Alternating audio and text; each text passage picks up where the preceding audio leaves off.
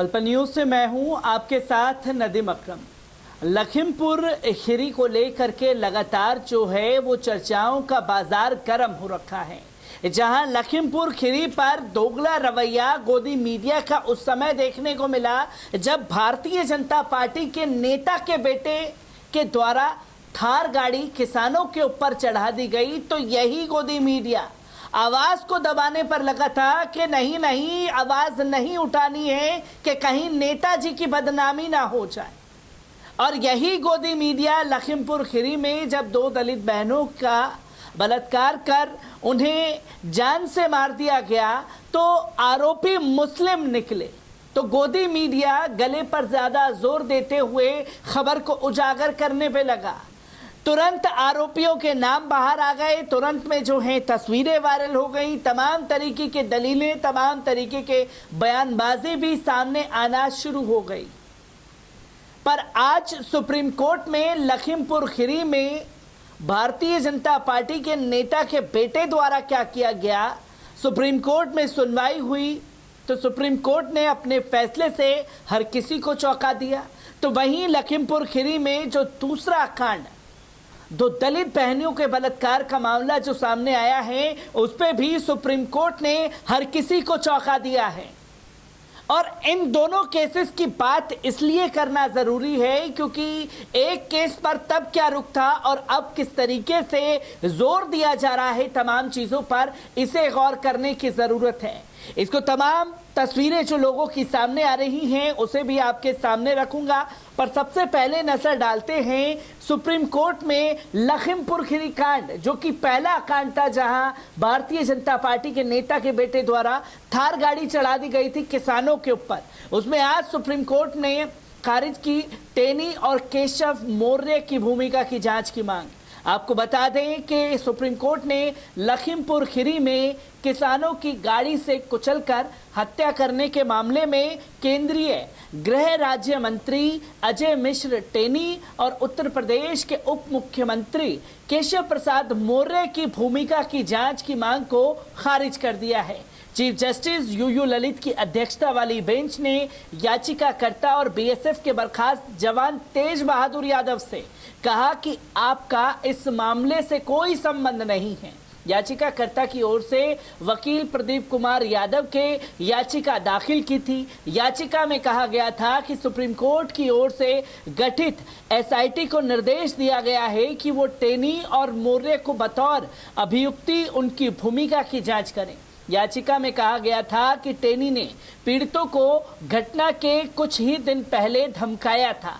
याचिका में भारतीय दंड संहिता की धारा 149 को दरकिनार करते हुए कहा गया था कि लखीमपुर खीरी में किसानों और पत्रकारों की हत्या एक सोची समझी साजिश के तहत की गई है। लखीमपुर खीरी में 3 अक्टूबर को हुई हिंसा में 8 लोगों की मौत हो गई थी। इस मामले में दर्ज एफआईआर में अजय कुमार मिश्रा टोनी के पुत्र आशीष मिश्रा को आरोपित किया गया था। आशीष मिश्रा का आरोप है कि उसकी गाड़ी से कुचलकर 4 लोगों की मौत हो गई। आशीष मिश्रा की जमानत याचिका इलाहाबाद हाईकोर्ट खारिज कर चुका है। हाईकोर्ट के फैसले के खिलाफ आशीष मिश्रा ने सुप्रीम कोर्ट का दरवाजा खटखटाया है, जिसकी तस्वीरें लोगों के सामने आ रही हैं।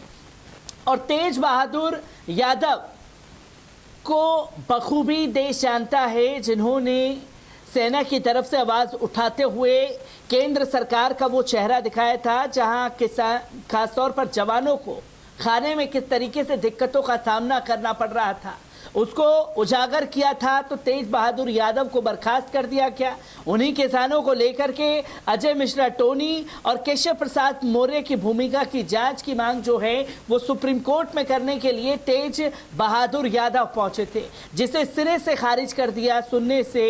और इस याचिका को पूरी तरीके से जस्टिस यूयू ललित द्वारा खारिज किया गया है। तो वहीं हम दूसरे केस की तरफ बढ़ते हैं, जो कि तस्वीर 2 बहनों के रेप मर्डर केस की सामने आई थी। इसमें सुप्रीम कोर्ट का सुनवाई से इनकार किया गया है और जो संघी मानसिकता से जुड़ा हुआ शख्स पहुंचा था उसे साफ तौर पर फटकार भी सुप्रीम कोर्ट की तरफ से लगाई गई है।